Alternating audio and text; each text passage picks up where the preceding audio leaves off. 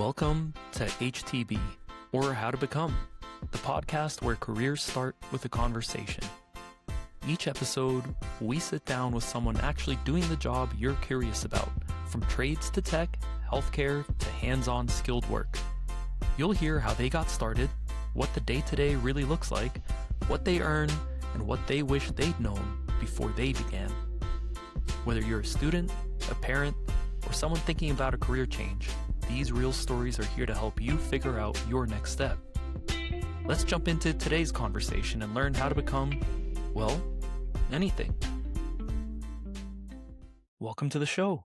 I'm your host, Bernard Peters. Today, we're sitting down with my good friend Sean Reed to talk about the path to becoming a Marine Corps Master Gunnery Sergeant, the E9 staff non-commissioned officer who represents the very top of the technical enlisted ladder.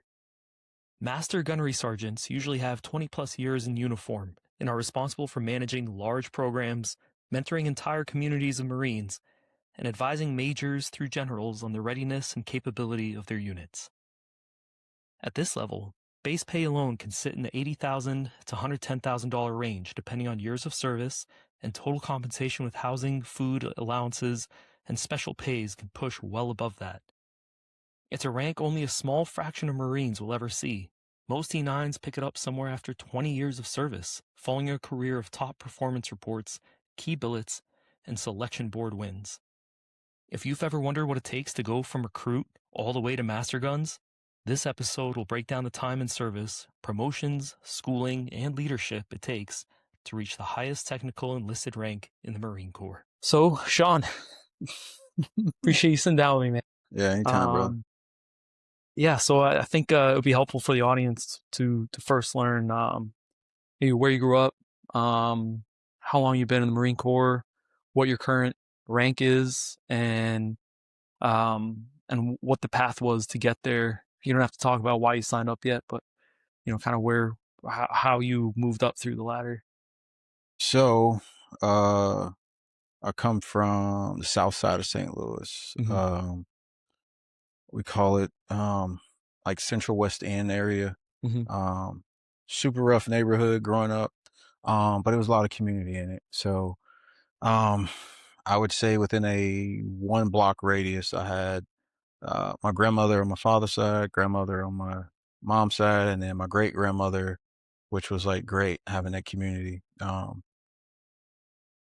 With all the things that was kind of like going on with all the craziness at some point, I think when I turned 16, and I was in high school, seeing all the things that were going on in St. Louis, people getting killed, the drugs and everything, I decided I needed to make a drastic change. Either I was going to continue being around all these things that I don't think would have enabled me to do something better in life. Yeah. I just needed to make a drastic change. So my dad was in the military. I figured, I didn't like school, so I wanted to do something that was fun and I was going to get paid for it. So I took a bus to the west side and went to the recruiting office. I was originally going to join the Army. Walked into the Army office. They were closed on a Saturday, and there was this guy standing outside, clean in a nice uniform.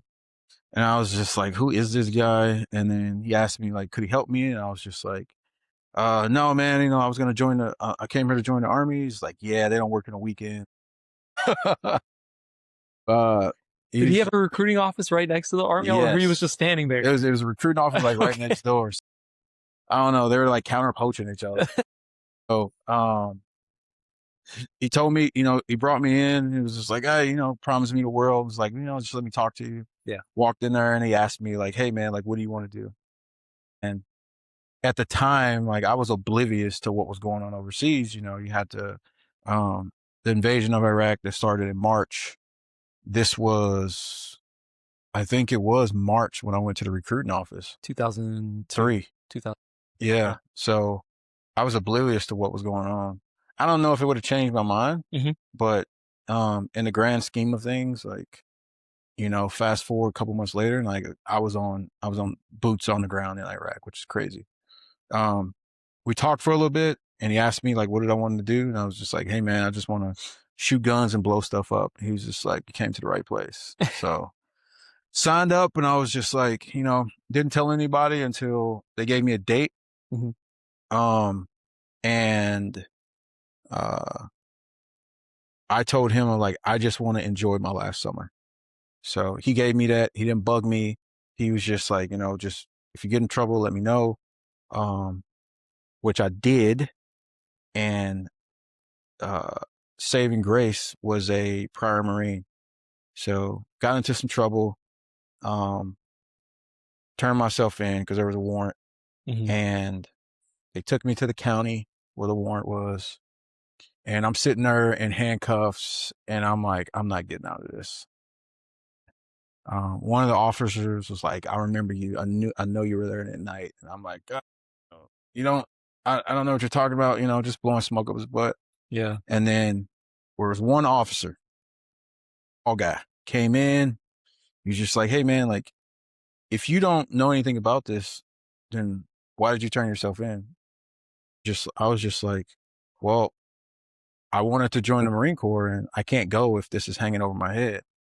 And he was just like, he paused for a second and was just like, give me a minute. And he went to the back, took the two other officers in the back, and he told them, I don't know what he told them.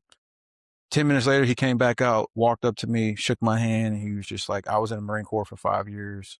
He was just like, it changed my life. Good luck. And he walked out. That's And I was amazing. just like, that was weird. And then the other officer came out 10 minutes later and uncuffed me and was just like, get out my station. And I better not ever see you again. That was, who knows where I would have been if that wouldn't have happened. I don't know. Guy saw something in me, and I guess the Marine Corps changed him, and that was my the door I had to step through to initially get in the Marine Corps. When you joined, did you ever imagine you'd be wearing an E9? Or was it just like, let me just go in for 3 years, see this through, and see where life takes me next? I think I had no desire to be in that long and become an E9. I Yeah, just wanted to get my initial incentives were to get out of St. Louis, do something different, and that was it. It wasn't to make my parents proud or make my dad proud. It was just I wanted to get out of St. Louis because I knew the type of environment that was just like it was just turning into, and I didn't want to be a part of it. right. Um, when I got in, from the time I joined, which was August 18th, 2003, 10 months later, June 17th, 2004, I was boots on the ground in Iraq. That's amazing. So if you think about that, from the time I joined, going through basic training, going through um, uh, my military specialty training, and then getting to my unit, and then, hey, you're good, you got the thumbs up, you're going overseas. Yeah, So to sit back and think about that, like you're going to make life and death decisions at 19 years old, it's amazing. at 18 years old, actually, in less than 10 months to not knowing nothing.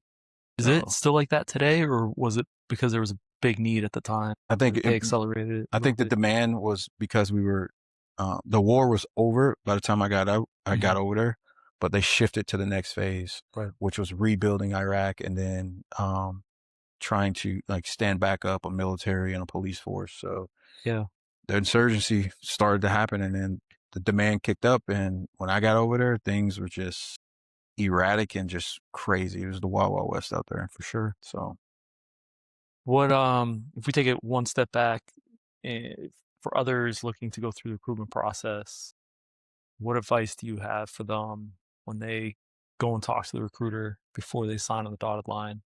So, and it's funny because I get this all the time. People always ask me, Yeah. just because I'm in the Marine Corps, everyone is not built for the Marine Corps, and the Marine Corps is not for everyone. Yep. I always tell them, come up with some goals, things you want to achieve in the military and out.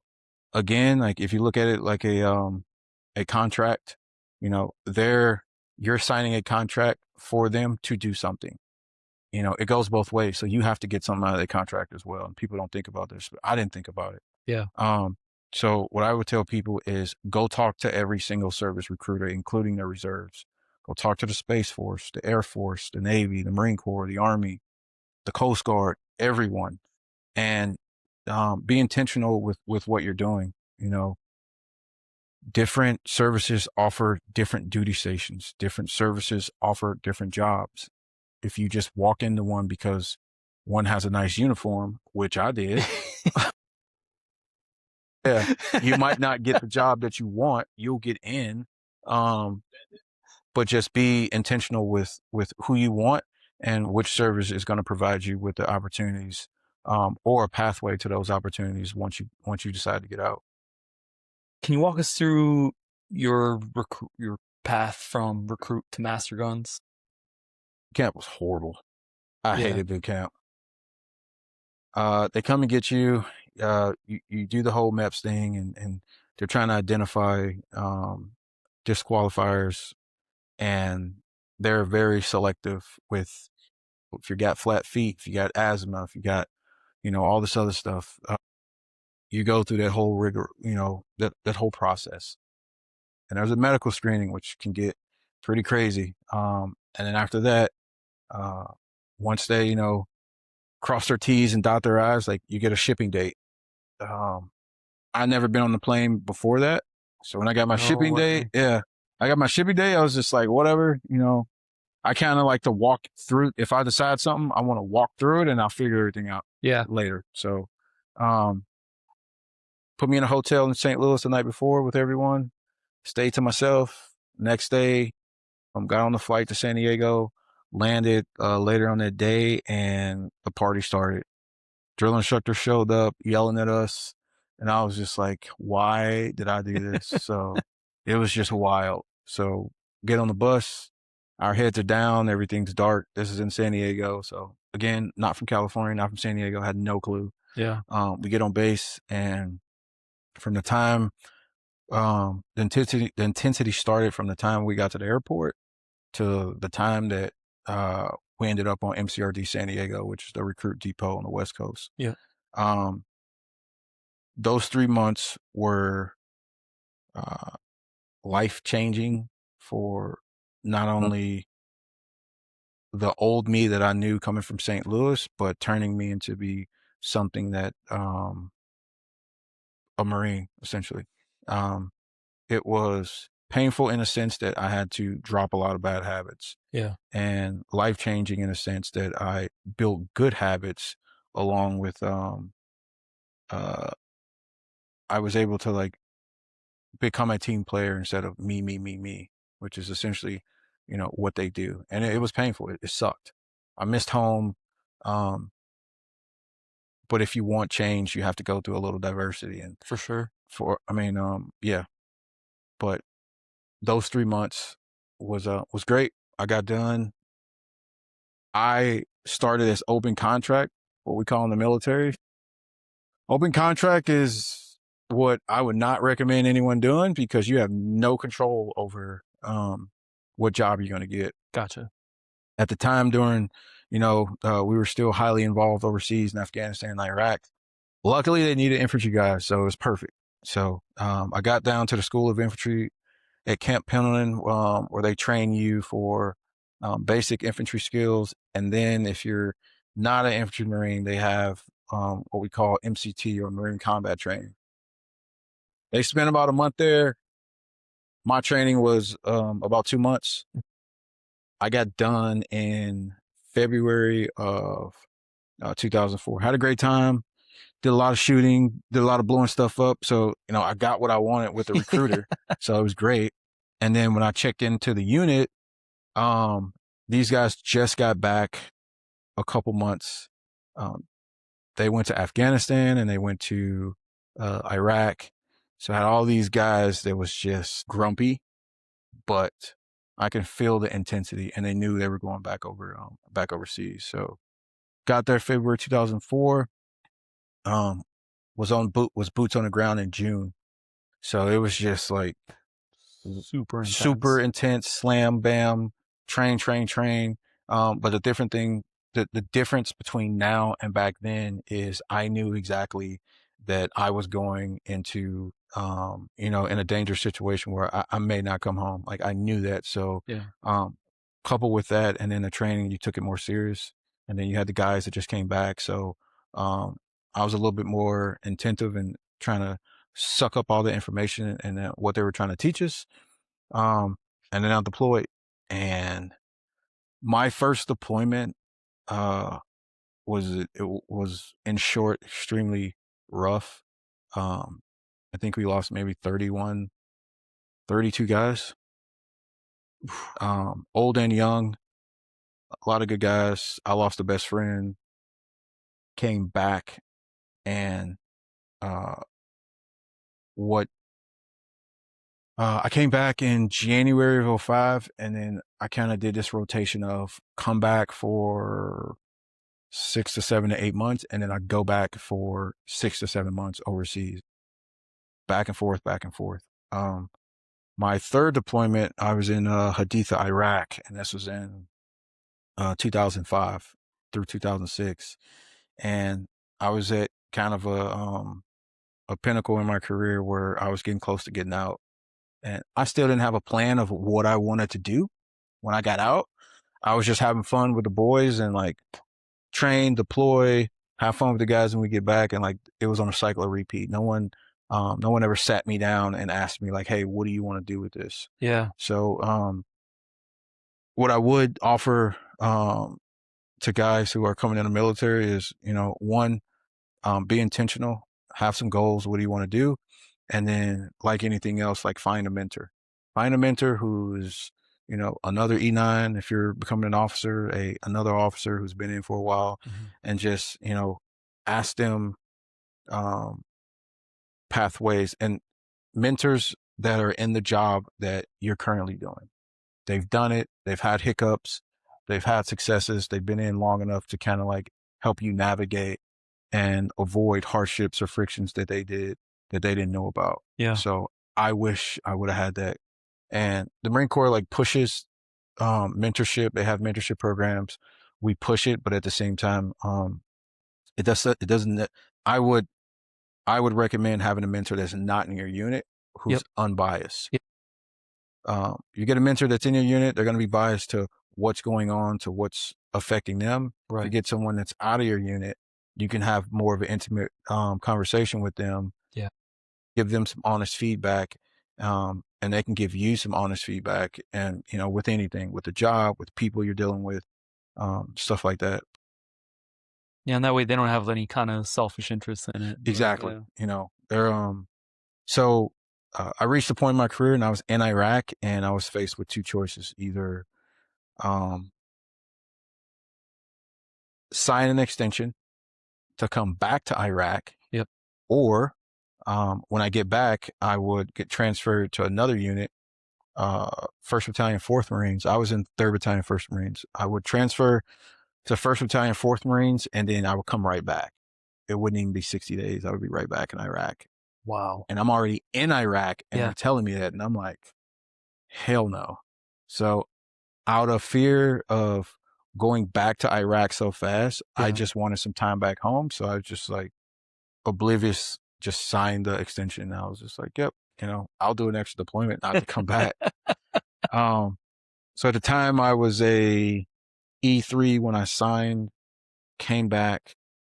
We were back for a year, which was great. Mhm. Um, How long is that extension that you signed?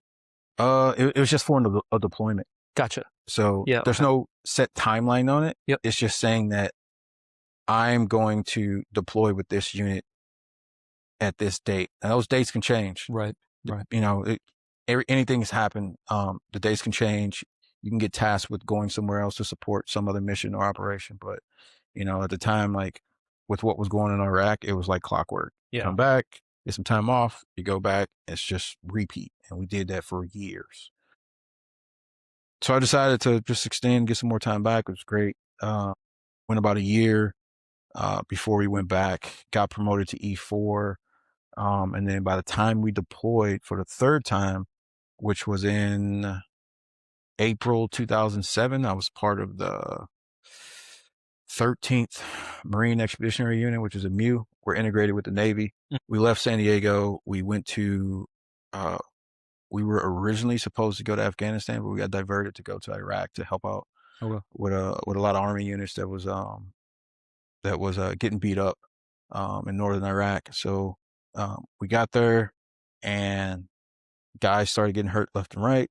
I got promoted to sergeant, so I was able to start leading squads, which was great, especially with my experience over the last couple of years. And then, my number came up, and I ended up getting shot while I was over there. Really good guys got shot. Once they got me on a bird, I ended up losing. I was 205 when I got shot. When I woke up 3 days later, I was about 160 pounds, maybe. So it was just In 3. massive blood loss. Wow. Was this the one that was in the building or outside No, the this Humvee? was outside of Humvee. Yeah. And then it's funny now because when I went to sniper school, like I had to see the video. We were getting a class. I'll tell you that later, but we were getting a class, and they was just like, "Don't do this." And I was like, "Oh no, that was me, man." So it was hilarious. That's a But rough lesson to learn. yeah, I know. Oh, But I got back.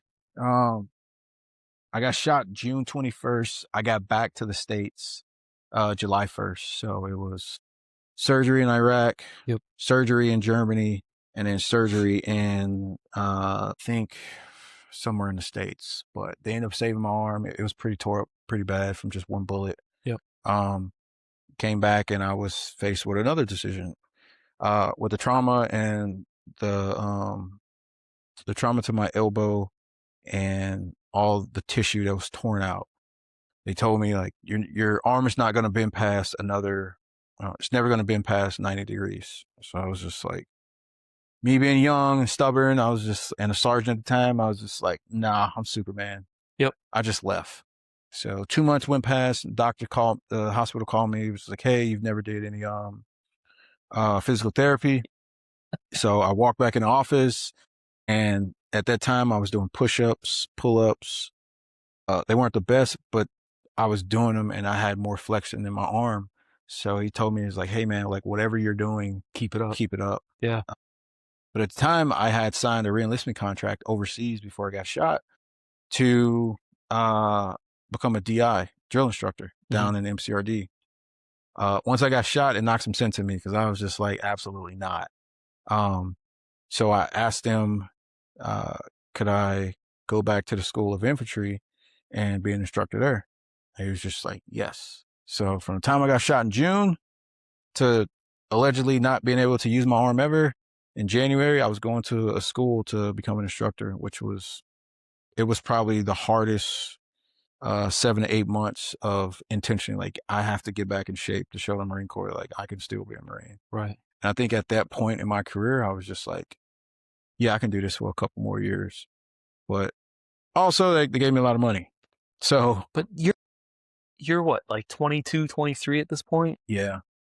I mean, I can't imagine the mental hurdles it's got to take to say, yeah, I'm recovering from this and I'm going back into the fray, and I still want to be in the Marine Corps. Yeah, I think the organization is great. With every organization, there are some things that you don't like. Right. But it's the people that you fall in love with that the organization is take care of. I wanted to go back because it was my friends who I came in with, that I grew up with. Some of the friends didn't make it back the first time. Yep. Some of them were mauled the second and the third time. We all kept in contact, but when I got to that point of deciding whether I wanted to go back, it was just like, man, like I remember being that 18-year-old kid and not having a clue, how can I give back and how can I be a mentor to someone to keep them from doing what I did or make the mistakes that I did. Yeah. So I was invested at that point because I saw what the Brotherhood within the infantry community that was developed that I saw. Everyone has their own experience. Yeah. Some bad, some good. I had a lot of bad, but also I had a lot of good. And there's no better brotherhood built on someone who would give their life for you that don't know you versus someone who just, you grow up. There are people who in the Marine Corps that are closer to me than people in my family I bet. purely because of what we went through. Yeah. And what better bond that is built in blood and hardship. Yeah. And that's kind of what, That's gotta be everything. yeah, it's kind of what carried me like throughout the years. Yeah. So it started off, I got in because I wanted to get out from St. Louis. What kept me in was, I'm gonna be honest, like they gave me a huge reenlistment bonus, which I was like, great, I got some money now. Yeah. But also I was having fun. Yep. Um, it's around 2008 to 2011. I was a sergeant, being an instructor at the School of Infantry. Had a blast teaching new Marines at MCT. I didn't get lucky enough to go teach at Infantry Training Battalion, which is where I was originally taught my MOS. So Mhm. there was a lot of personal growth with me going through that time. You become a mentor to these young Marines, and then what you don't see is you're also developing as a person at a personal level. Right. So you're becoming more mature. You're speaking differently. My public speaking got extremely better from going. I used to be terrified of talking to people. Yeah. I get down to become an instructor, and I'm teaching classes to 550 kids at once. So That's yeah, amazing. it's crazy. So my And confidence, and you're early to mid-20s. I mean, yeah, there's no other experience like that. No business professional has that experience at no, such a young and it's age just already. like it's skills that you don't see that you're developing. Yeah. Um, That's Becoming a big. better planner, uh, looking at, the the the whole concept of I have personnel, I have assets, I have a timeline, I have to make them all talk and meet. I have to mitigate risks, I have to mitigate friction to make sure that we accomplish what we're trying to accomplish. Mhm. So you're doing all these things and you're developing all these soft skills, personally and professionally, and you don't even know it. Yep.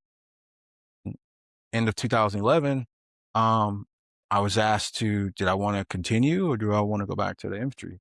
And by that time, I was away from the infantry for so long. I was just like, I just want to go back and get after it. Yep. So I went back to 3rd Battalion, 1st Marines, and I found out they were going to Afghanistan. So I was just like, great. Haven't been to Afghanistan. I want to go. And ever since I left the infantry in 2008, I had been trying to get back to Afghanistan, and I learned a valuable lesson from the time away. I had friends who fought in Fallujah with me during 2004 during Phantom Fury, which was some ferocious fighting. We lost a lot of people there. But then these guys they had more trauma coming from Afghanistan than Iraq, Yeah. and I couldn't understand it. I sat down with my buddies, it was like, Afghanistan is just different. There's guys coming back losing limbs, arms, just getting torn up, and I was just like, yeah, man, we just did all this. We did some absolute dog fighting in Iraq. Like, why is Afghanistan like shaking people? Yeah. And I didn't understand it. And for years, I was like, I want to get that. I was trying to prove something, For sure. Yeah. and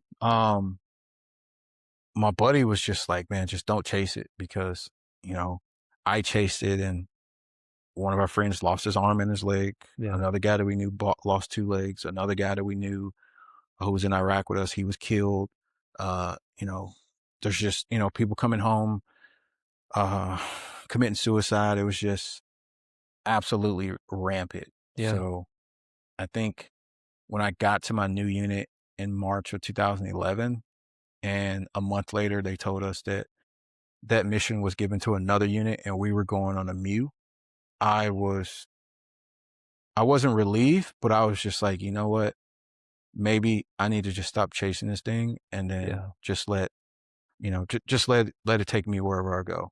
Yeah. So that's kind of what I tell a lot of Marines who like they see all these medals and they're like, oh man, I was just like the thing that they don't know is like for every medal there comes a story. For sure. And that story it may not be as cool as you think, and it has a lot of good memories, but it has more bad memories than they think. Sure. So I kind of warn them about it and just enjoy the time that they have with the good people that they run into. Cherish that, build on that. Um, and there's going to be times where they like the military and then they don't like the military, which is Yeah. fine. I Right. mean, you ask any person who's in the military or not, and I bet my bottom dollar they'll tell you like, man, I hate my company today, Yep. but I got a buddy there that I love hanging out with, and that's what it is. Now Yeah. you value those friendships and relationships, and I think they'll change you for the better, but also make you better. Um, Is it common to go out of the infantry unit into something like an instructor and then go back to the infantry? so it's pretty common. It is? Okay. Um, there's what we call B billets, which at the time when I was in, everyone was, you need to go to a B billet. A B Mhm. billet is something that is completely different from your normal job. Gotcha. Um, enlisted and officers have different B billets. Yep. I can't tell you all the officers, but I'm pretty sure there's a ton of them. Yeah. For the enlisted side, you had security forces, you had School of Infantry, you had drill instructor duty, and recruiting. Yep. Um, there's there's good and bad to all of them. Just depends on what you want to do. At the time, I thought that I needed to do a B billet to get promoted. Um, that's not true. Okay. It's still not true now. I know a lot of people push for it, and Does it again, help? I think you'll get promoted long as you are doing a good job. Yeah.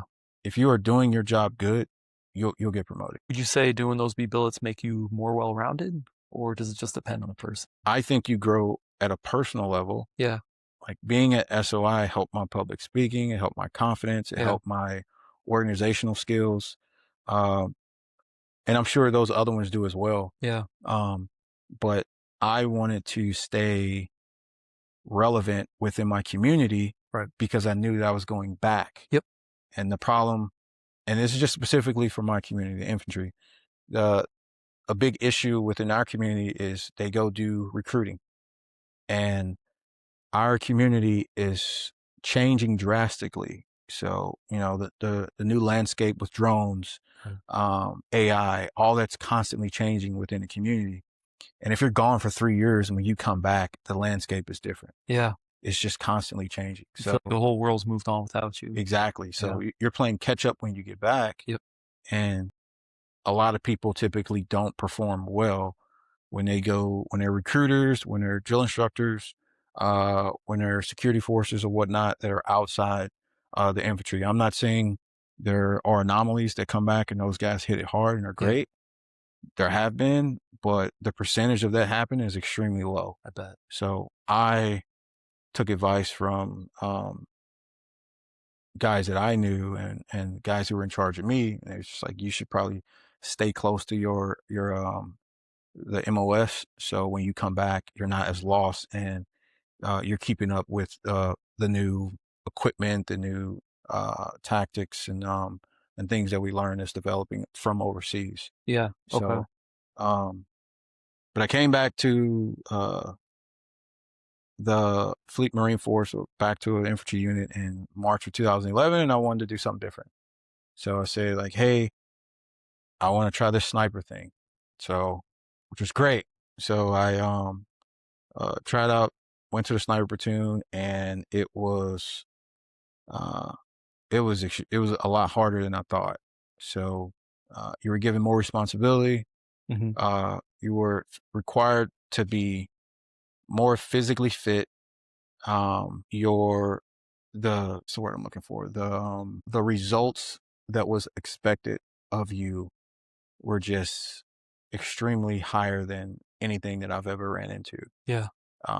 You're given was eventually put in charge of 6 guy as a sniper team leader, and we get dropped off somewhere 4, 5, 6 miles away from a target, and we're expected to be there late at night, undetected, provide constant and relevant information back to the commander so they can make a decision. Yep. And we take care of ourselves, we take care of security, take care of our equipment, and we're guiding them to either eliminate the threat or keep them out of harm's way. Yeah. So it's just a lot of responsibility, and my maturity, it developed even more within that billet. So I did that. I would say up until 2013. That deployment was a blast. I went to, oh man, we went to so many countries, like training, just shooting and doing all this crazy stuff. My time as a sergeant and as a staff sergeant I had a blast. Yeah. I left that unit in 2016, and I was at a crossroads again. I was already past 10 years. So in the Marine Corps, you got your 20 years, right? Yep. You can go past 20 years. Yep. Everyone, you get to that turning point, which is 10 years. You're at 10 years, you get out, you start something new, yeah, but also you're at that threshold, which you got 10 more years. You can do 10 more years and retire, and you can have a little piece of the pie for the rest of your life, or you can get out and it's not a waste because you've gained professional and personal skills For sure. that are not taught. Leadership is I'm going to say, like, good leadership is a very sought after trait. Yeah. And you have to be put in a lot of bad situations to be able to build those soft skills, to be a good leader and be a servant leader, to make sure that things are going well. Things are always fortune fire. You can't get it any other way. And the Marine Corps throws at you at a young age. So you're constantly developing your leadership skills. And it starts at, at E3, E4 in the Marine Corps. So they're constantly throwing. And again, like, that's 22, 23 years old. Yeah. Like, so you're young. For 10 years, I'm learning and tweaking and getting advice and getting classes and getting counsel on how to be a better leader constantly. And when I decided to go to Okinawa to work what was previously called Special Operations Training Group to Expeditionary Operations Training Group as an instructor for a amphibious raid branch, which, I didn't know how to swim initially, but when I got over there, it was kind of like, hey, we know you're okay at swimming, but we're going to take you to the ocean and we're going to throw you out there and sink or swim. Yeah. So for 2 months, I lived, breathed in the pool, and I would not get out until I can do everything that was required of me. It was absolutely horrible. I bet. But by the time I got done, those guys took care of me, and my confidence soared, and I was like a shark in the water. It was great. Got there as an E6, promoted to E7 as a gunny. Took over as the chief, and I began managing. I was managing one program, but once I became a gunny, I started managing 4 different programs, which is another thing. I didn't really know I was being a program manager until later on in life. You're like, oh, I've done all this stuff.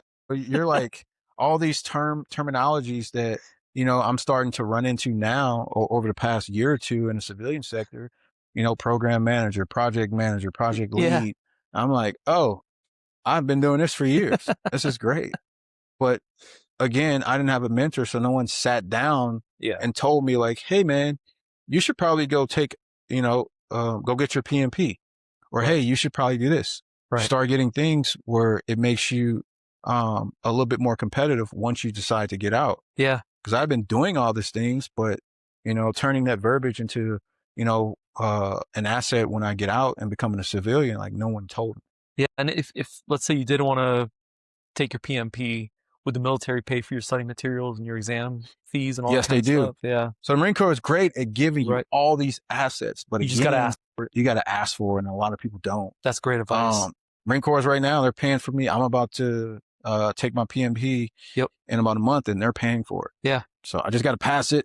Yeah. But other than that, like a lot of the stuff is the terminology is different, but essentially like it's the same stuff I've been doing in the Marine Corps, talking to different stakeholders, which I've been doing that, Oh yeah. when we Absolutely. do operations or training, managing financial assets, managing material. Like this is all stuff I've been doing, Yeah. but now like I'm looking at it from a civilian side, and I need to learn to talk in their language Right. to just be able to merge the two lifestyles, the Marine Corps and the civilian sector, so I can be capable once I get out.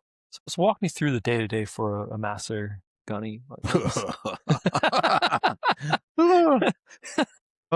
There's a lot of random jokes about it, but like I have all right? I know where this is going. yeah. So a lot of people think we're just like the big grumpy guy that's in the office that no one wants to go to. No one really knows what they're doing. I think now over the past couple of years, the community, the infantry community has done a phenomenal job at making um, themselves more relevant, um, Yeah. being it given their time, um, giving the Marines more access to them, Hmm. and they have a better like I can tell you right now, when I first joined, I didn't know what a master guns was. Yeah. It's like, who is this old guy that everybody fears and no one like talks to? Um, what I would typically do is I'll get up, I'll try to do some type of physical exercise, For whether it's sure. running, whether it's training in jiu-jitsu, whether it's weightlifting, anything before the day starts. Yeah. And try to get a good meal in. And that's typically because my day gets swamped with meetings, with planning, with problem solving, like you name it. Yeah. Not to mention like, you know, your unsaid job, which you're essentially a counselor to everyone because everyone needs advice, Right. which is great. Yeah. And a It just mentor. because that just lets you know that like they trust you to come to you and seek counsel. Yeah. Um, After I work out, get into the office, I try to get in there early, and go through emails. But what I do is on Sunday, I would build out my week. So Okay. I have the things that I have to do, Yep. and then the things that I want to do gets put secondly. Well, the things that I do with my family gets put after the things I have to do, and then the things I want to do gets put after that. So I Right. kind of have a week built out, and then throughout the week, there's um, I would have a meeting around like 0809 with my boss, so we're all on the same page. Hmm. That includes a meeting with our logistics officer, our senior enlisted advisor, the sergeant major, our operations officer, our executive officer, our weapons officer, and it's a quick 30-minute meeting with, hey, this is what's going on in a week, making sure our priorities are aligned with what the boss wants. Yep. And then after that, we break, and then I start looking at the calendar with what's going on, whether it's training, whether it's operations, whether it's planning for an operation just coming up. Um, I had my team split up in what we call FOPs and COPs. So we got our future operations and then our current Gotcha. operations. I dove into the future operations, and then um, at a point that we agreed upon, I would give them all the relevant information to the cops to take over. Yeah. And um, maybe about 2 weeks out, they would back brief us on the status of the upcoming training or um, the upcoming uh, any upcoming operations, whether it's training, whether it's live training, whether it's deployments. They're giving us feedback, so there's a feedback loop. Um, and then personal things I would try to get done, Yeah. but obviously I kept my door open for not only officers or enlisted, but for Marines to come in and talk. Which I would be honest, that probably ate up a lot of my day, Yeah. For but it sure. was fine. I felt like if I was giving everybody access to me, the fact that they're coming to me to ask for me for stuff, they trust me to ask for advice. Yeah. Um, uh, So meetings, planning conferences, throughout the week. That was basically it. So a lot of my time was spent putting out fires, developing plans, Yeah. and um, giving advice to the commander. So to ensure that he is informed with all the information to make the best and relevant decision to make sure that the unit goes in the direction that they need to go to be successful. So uh, a lot of like we do a lot of planning and advising Yeah. with our experience. We are not the experts of every infantry weapon. We have a guy for that. Right. Right. But with our experience, we are the senior tactical advisors. Yeah. Hey, this probably wouldn't work. Hey, we should do this.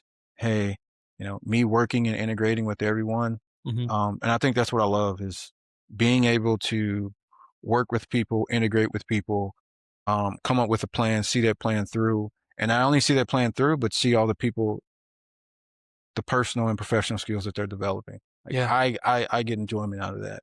So it was great. But yeah, that's what goes on behind closed doors. Um, and I try to talk to uh, the infantry, the gunnies Hmm. who are directly under me, being a battalion operations chief, and get them advice Yeah. and make sure that they're doing it on a smaller level with the company commanders. They just have their small piece of the pie, but again, like I'm mentoring people constantly, not Yeah. just officers, but enlisted. And then when the junior enlisted come around, and also there's a lot of mentorship for the battalion commanders that we have, or the regiment, or at the general level. We're there as with the information and experience that we have to make sure that the commander he has the best and relevant information, and the staff that's working for him is working together, not against each other. Yep. So Yeah. yeah. What how do you explain the difference between your role and like a sergeant major? So we work together. Yep. Um we like to call it the E18 team. Two I can do E9s. math. Yeah. So me being an operations chief, whether it's a battalion, a regiment, or higher, Hmm. um, I am the senior tactical advisor. I Okay. am the tactician and I work in conjunction with the operations officer. That's my little team. Okay. And the sergeant major is the senior enlisted advisor. So all enlisted matters, holder of the tradition, um, gives the commander advice, legal advice, um, and it doesn't work. It doesn't work without the other. Both of us have to work as a team. Growing up, I saw some friction between the sergeant major and the master gunner. They don't like each other. Hmm. Um, but coming into my time as an E9, with mentors that I had, I was giving advice like, hey, you and the sergeant major need to be either at the hip or a professional marriage. And that's what it became. And it was great. Yeah. It's, it gives more confidence back to the commander that his two senior enlisteds are For working sure. together. For sure. And it's not just seen by him, but it's also seen by the junior enlisted. So we're not building um, I hate him, but I love him. Yeah. It's hey, we're working together. We're a team. And we deal with problems together. He may not have the tactical knowledge that I have, Hmm.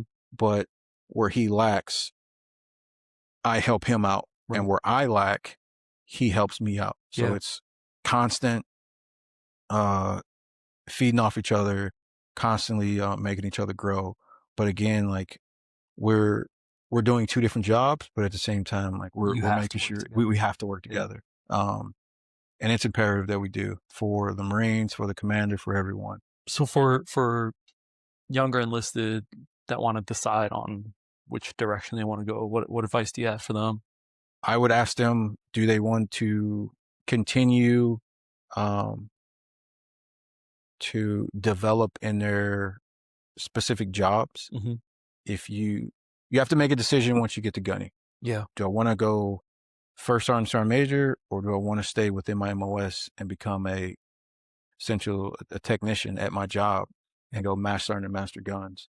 Um, I would say look at everything. Uh, there are more duty stations that a first sergeant major can go. Okay. There's a tremendous amount of more opportunities, but you're going to get taken away from a comfort zone, which is your MOS, Yeah. which is a comfort zone for me because that's what I know. Um, you tend to be more confident in what you know, and when you get out of your comfort zone, you have to you either evolve or you get ran over. For sure. Yeah. But I think it just comes down to a lot of personal decisions. Do you want to do other things? Do you want to be you want to come out to be more of a mentor role, Mhm. or do you want to be extremely good at your job and get more technical and be that technical advisor? Right. Um, as I would say, it just comes down to personal things. Now, personal things may be your personal goals. If you're married, what does your wife or husband want to do? And then where you're at in your life. So maybe I'm a good infantry Marine, but I had the ankle surgery, or I have, I had a heat stroke, Yeah. and now, I got my body has issues regulating heat. Yeah. So do I want to keep doing this for another 10 years? Can I do it physically? And if you can't, no harm, no foul. You love the job that you did, but Yeah. you can still do, you can still be in the Marine Corps and still give back, just in a different capacity. So I I don't think love it's, you have those options, right? It's like yeah. you don't have to leave the core. You've got other places to put you where you can be effective. You feel like you're still contributing. Oh yeah. Yeah. Yeah. You touched on the family life. How do you? I mean, look, you've been through deployments. You've been through, for lack of a better term, desk jobs. How do you balance family life with the pressures and the intensity of work? That's a good question. Um, you, so this is, I learned later Hmm. is you get used to deploying, training, and being gone. Yeah. That's your comfort zone. Yep. What you don't get used to is being home. Right. You don't get used to being home Oh, with it's hard. a crying kid. You don't get used to being home and dealing with life. You don't get used to being home and dealing with traffic. It's just like, I'm going to let my significant other do that. Yeah. So when you do get back and now you get exposed to that, you're like, all right, I'll deal with it. But then you just run back to work. Yeah. I mean, You, it's a whole new set of stressors all of a sudden. yes, Yeah. you seek comfort in your job. Yeah. So and I think that's what a friction comes with your significant other is they're like, oh, great, they're back. But then now it's just like, hey, here's what I've been dealing with for the past, 6, 7 months. And Yeah. you're like, okay, like, yeah, I'll take the kid to work. I mean, to school. I can't really do homework because I got to be at work the next day. Like you do it. Yeah. And I think that's where the friction comes with the relationships. I think and that's what I think about with when people choosing billets to go to. And I tell Marines this all the time. Like, you need to think about where you want to, what goals you want to set with your family, Mhm. and you need to give them time. You need to give your kids, your wife, your husband time back, and Yeah. you need time to develop as a father or mother. Yeah. So you understand, like, people grow when they're together, going through difficult times together. You grow together. But if you're constantly running away from it, you're not going to grow together. Yeah. You're just growing slowly apart. And Yeah. then there's the animosity that starts to, like, come into play. Right. So choose your duty station with what it's going to give you back professionally, and also what it's going to give back to your family, because you have to give them, you have to nurture just as much as you nurture that professional life. You have to nurture your personal life, because at 20, when you get done with the Marine Corps at 20, 30, 40 years, Yeah. your family is going to be the one waiting at the end of the door. And Right. if you haven't if you haven't watered that plant just as much as you watered your professional life, it's going to be in shambles when you're done, and you have no clue what to do. Yeah. So as much as you nurture your professional life, you have to nurture your personal life, or because at the end, when it's all said and done, when the military is done with you, all you have is your family, That's great and advice. it's good. It's only as good as what you put in. Yeah, So, that's great advice. Is there, if you had an experience where, you know, you're going through your job and you step away for the day and you're just like, you know what? Like, that's what being a master gunny is all about. uh, problem solving. Yeah, We problem solve. Like timelines being missed, the truck can't bring the equipment. yeah, Like the you can't stop time, but you have to be able to problem solve. And I love solving problems. I mean, and again, it gets. I've been in training environments. I've been in deployments where like it just keeps getting difficult, but you have to be able to like figure it out. And I'm so happy that I went through those hardships because it gives me um a uh a perception of like it's only as bad as you want it to be. yeah, If you want it to be the most horrible day, then it will be. yeah, But if you look at the problem and you look down and see, okay, this is the first step that I have to solve this problem. By the time you look up, you've already went 50 steps and and that big problem became a very small problem. And that's when I feel the most happiest is at the end of this, when everyone's beat up, everyone's tired, and everyone's just mentally exhausted. But I can look back and be like, hey, look at what we did. And they're like, yeah, you're right. So those are the days that were like, man, like I love my job because I got to go through something hard, whether it's physically, mentally, yeah. emotionally, and at the end of the day, like I got closer with the people I was working with, whether Yep. it was the staff, and like it's shared hardship, Yeah. and like we all got something out of it. You Yeah. know, I got to, man, I got to figure out there's a new way I can figure out this problem that I didn't know about. And you're just constantly, you're constantly evolving, constantly getting better as a person, constantly getting better as a professional. So, I mean, it may sound cheesy to some people, but like, I absolutely, those are the days I absolutely love when Yeah. you can look back and look at the chaos that you went through and be like, I did that. I'm done. Like, It's, I feel like it's almost like leveling up in a video game too, right? Where it's like all of a sudden you now have more tools in your tool belt you didn't realize you had before. yeah, Stressors that you thought were big 10 years ago now don't feel like such a big deal anymore. Like yeah, you've been through that and built more stressors on top of it and you've made it through. I don't think there are many professions that give you that gift. yeah. You know. It's like you become so mentally equipped and physically equipped to deal with adversity. Yeah. It's like you almost smile at it when you see it. Right. She's just like, yep, here we go. Here we Another go again. problem. Let's get through it. So can't stop time. I'll figure it out. So, How's the core changed over the years? And I mean, you alluded to this a little bit earlier too, at least from the technology side, right? But how has it changed over the last 10 years? How do you see it changing in the future, and how is that going to change the role of a master guns? I'll touch on like a few different ways it's changed. Yeah. From the support side, Hmm. specifically for my job, I came back when my first deployment was absolutely wild. It was Yeah. everything that I thought it would be and some, good and bad. Like I said, we lost a lot of people. We buried a lot of guys coming back, and we buried even more who were dealing with mental health. And um, we weren't, we didn't get the support. And this is one thing I'm proud about the Marine Corps right now is uh, I can, coming from someone who was in the Marine Corps during the initial stages of Iraq and Afghanistan, and going there and fighting overseas, and then coming back now.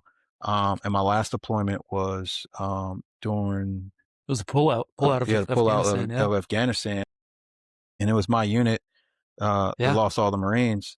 And when we got back to Saudi Arabia, when we got back there, there was a large amount of support for those guys. There was chaplains, there was counselors, there just, you That's name it. amazing. And I thought that was like the greatest thing ever. Yeah. But also they had me. They had someone who had experienced what throughout my career, I've experienced 2 mass casualties, and I was able to be there, talk to those guys. Men don't like to be vulnerable. I Right. get it. But I was able to be there and talk to them with all the other support entities that was in Saudi Arabia, Yeah. to talk to these young 17, 18-year-old, 19 guys who just went through this Yeah. traumatic event. Now back it up. 2004, when I came back from Iraq, January 2005, I came back. We got all the bells and whistles. We got food. Everyone got handed beer, and within 30 minutes, you were in. If you did not have any family that was there to get you, or you weren't going home until a couple of days later, you were in a room as big as this, watching TV, and just, you were there with your thoughts. Process. And being 19 years old, 18 years old, you come back from war, you saw your friends get mauled and tore up. Like, those are just emotions that you're just not equipped to For deal sure. with. Yeah. So you're just, which is why suicide was just rampant back then. Yeah. Marine Corps Marine Corps and the Navy, the Blue Green Team has done a phenomenal job at bridging that gap. That's So amazing. the amount of resources, the amount of people, and the facilities that they've created to help service members once they come back from overseas is like, it's insane. Has it had an impact on suicide rates? I wouldn't know Yeah. based off data, Yeah. but Just from what you from saw. my Yeah. experience, I think it's a change. That's awesome. There's probably more people who committed suicide than we lost overseas when I first got back. Versus now, it still happened. It's still relevant. It's still Yeah. something that we're continuing to work on and do better. But there's resources. That's The amazing. fact those Yeah. resources are there, and you have outlets to deal with those emotions, I think it's great. Yeah. What was the original Just question? the change, how it's changed over time and where you see it Uh, going. I mean, it's pretty obvious. Like, weapon systems change. Yeah. When I first went to Iraq, we were dealing with roadside bombs. Yeah. I mean, you look at the landscape now with the war in Ukraine, Russia. You see videos in Syria, like drones are. Drones. I would not want to be running around getting Yeah. chased by a $10 drone with a bomb on it. Yeah. It's just, over years, like, wars adapt. Right. 20 years ago, we weren't thinking about using drones, Yeah. and now we're using more drones. There's AI.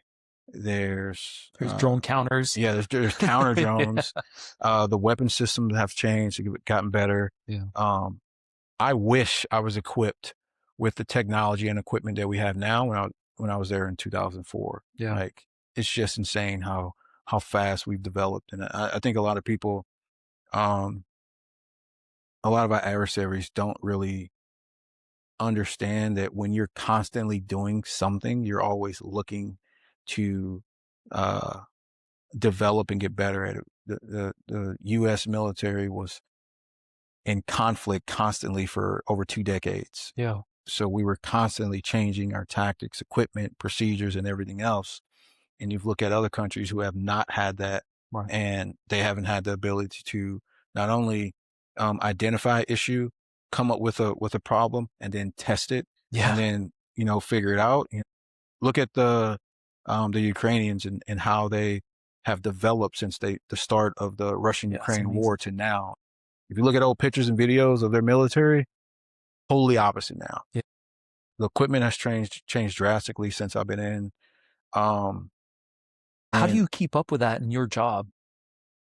you see it. Yeah. The Marine Corps has a development team on the East Coast where Mhm. that's all they do. It's a bunch of guys with big brains that just sit around and think, how can we be better prepared for the wars that we don't have to fight in the future? Yeah. Um, And so are you going to conferences for this? Are they coming to do seminars? so we constantly talk about it. Yeah. And then there's a conference that I specifically go to Mhm. every year. And it's a meeting of the operations chief, and we talk about things that our community um, needs to either change, we need to develop, or things that we need to do more of. Yeah. Whether it's equipment, whether it's personnel, if we have issues with the current model, if the current model is not working, we take that information and then we put it in the hands of the people who can actually look at it and then make changes. So, Do you feel like that pace has increased over the lot like as the years have gone by, that the pace of change has increased? I think it's, so I wouldn't know Yeah. because again, I wasn't in these conversations like 20 years, Right. Yeah. Yeah. um, but when I became a master guns, I was just like, oh, you guys actually do this. There's That's conferences.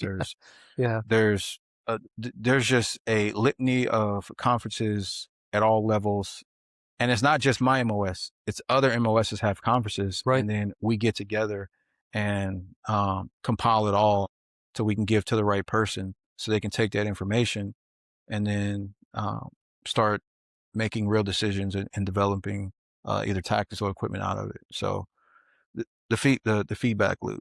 Hey, Yeah. there's a problem. This is what we need. The problem gets sent back with the recommendations to the East Coast. They look at it, develop it, and then they push it back out to us with like, hey, see how this works. Yeah. We tested this, we tested this tactic or model or equipment. Um, Give it back to the Fleet Marine Force. We test it out. We give them feedback, and then it's the constant feedback. It's a constant loop of problem solution, testing, recommendations, so on and so forth. Yeah. So yeah, we're good at that. That's amazing. That's good to know. Yeah, at adapting. Yeah. So you're another 2 months away from hanging up your uniform. It couldn't come faster. Um, uh, what are your thoughts going into this? I was talking to my friend Duncan, who's F-35 pilot. He retired out of the Marine Corps 2 years ago now. But he made it very clear that it's not a retirement, it's a transition. yeah, What are your thoughts going into this next phase of your life? I think it's so. I would agree and disagree, and here's why. Yeah. Um, Depending on what you want to do, like um, I have new neighbors in Texas, and both his wife is a retired Navy chief, Hmm. and he's about to retire, and they don't want to work, Yeah. but like Yeah. they have a lifestyle, they have income and finances, and where they're at in their life, Hmm. that's what they want. They don't Yeah. want to work. They're comfortable. They don't have to work, and they just want to raise their kid, and they want to be relevant. Yeah. You know, that's what they want to do. You have my mentality, which I want to transition and I want to do, I'm 42. I want to do something. I want to do something with my youth where I can build something that I can give to my kids. Like, Yeah. I love mentoring people. I love socializing. I love um, just seeing people grow. Yeah. So I want to do something that I can call mine, but also still achieve those three things that, I talked about. So for me, it's a transition. For other people, it is an actual It is retirement. retirement. But to say that you're retiring at 40, I mean, that's a blessing. Yeah. Oh, amazing. 42, it's crazy. Not a Yeah. lot of people can say that. So it just depends on where you're at in your life and what you want to do. Um, but also that what someone, thank God I had good mentors, and I tell everyone who I run into is you should be, um, as much as you're building your professional career, you should be building um, a potential career once you exit out the military. So you should like having options, but you have to gain the skills um, and the things that's going to make you be successful when you get out. Yeah. One of the things that I didn't have before um, now is like I didn't have a degree. Yeah. So I was just like, all right, that gives me anxiety. I need to go get a degree. And then after I got my degree, I started my master's. Yeah. So now I'm like, okay, check that box. What else do I need to do? So it got to the point to where I don't need to stay in because of Hmm. financial reasons. Those are great, the security, but I'm at a point where like I can get out, I'm fine, not worrying about anything. With the Yeah. soft skills and the hard skills that I developed, like I feel like I can be competitive and be a driving force in any company, Yeah. so And has that, have the connections you've made and just the fact that you're coming out of the Marines, um, has that helped you in finding your new job, your next career? Have you um connections matter, Yeah. which is why I tell people who are not out the Marine Corps is your networking skills need to be amplified times 10. Um, Okay. it truly is, Yeah. you know, your skills are great, but you don't Yep. want to just be a random resume in a pile. Yeah.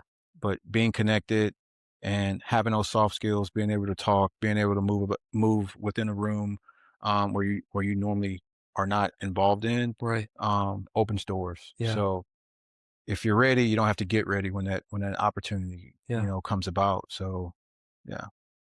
So, yeah, I'm just thinking, I'm glad I'm able to talk to you now where you're at the end of this phase, right? This career. But thinking of where you started at age 18 to where you are now, what would you say is something that Marine Corps gave you that you're most grateful for? Uh, my ability to deal with adversity and solve problems. Yeah. Maturity, cool. Um, being able to public speak, great. Yeah. But if I can have someone in my corner, uh, female or male, that has the mental capacity to problem solve, to not get frustrated, Mhm. but they are problem solvers. Like, I think that is a skill that will be sought after. Yeah. Like, think about having a guy in your company is he may not be the nicest person, he may not be the most sociable person, Yep. but I know if there's a problem, that guy will figure it out. Yeah. I don't have to worry about him. Yep. Or do I want the guy or gal who's extremely nice, but then when they run into problems, they just crumble, or they're constantly coming to you. Yeah. Having the ability to um, be disaggregated and problem solve without constantly looking for answers from your subordinates or manager or um, whoever's in charge of you. Yeah. Like, I think that's invaluable. That's an invaluable trait, and I think I Yeah. got that from the Marine Corps. You're going to be faced with so many problems, problems that you don't even think you should be dealing with. Yeah. Instead of scratching your head and going back saying like, I don't know what to do, you figure it out. Right. And maybe you land on your feet, maybe you don't, but um, there's still a ton of learning that was involved. So, and the confidence starts to develop. It's like, you know what? It's a problem. Let's figure it out. Yeah. So I think that's one of the traits that I absolutely love that I got from the Marine Corps. I think we'll end it there. I really appreciate you taking time now, Yeah, and man. Anytime, dude. dude, good luck with this next phase of your life. I'm really excited for you. I'm Yeah, gonna me miss you. too. We'll still talk. I'll still come back to Cali and see everybody. So, Thanks, Sean. all Appreciate right, it, brother. brother. I hope you enjoyed that conversation with Sean as much as I did. I'm constantly in awe of how much responsibility the Marine Corps entrusts in their staff from such a young age. I love how Sean said the Corps will give you whatever you want. You just have to know to ask for it. His advice on seeking mentorship from outside of your unit to get more honest guidance and a broader perspective is really useful. I also like how Sean emphasized how military experience is rich in transferable skills, but success in the civilian sector depends on consciously converting these skills into terminology and frameworks familiar to civilian employees.